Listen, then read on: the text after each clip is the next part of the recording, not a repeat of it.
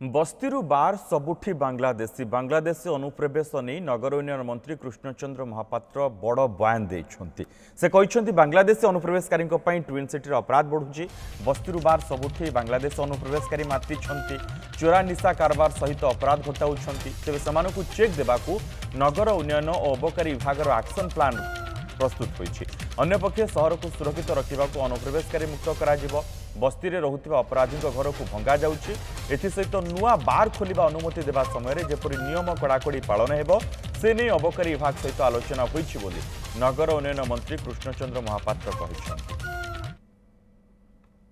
एकदम आपरे गुरुतर सहित अनुधान कराउछि। पूर्त विभाग एवं एचएनडीयूडी विभाग एवं आमर होम डिपार्टमेंट एवं एक्साइज डिपार्टमेंट समस्त मिलित भाव में कार्य को करुछन्ति एवं आको सीरियस आम सरकार नहीं माननीय मुख्यमंत्री गुरुत्व सीरियस अच्छा कार्य।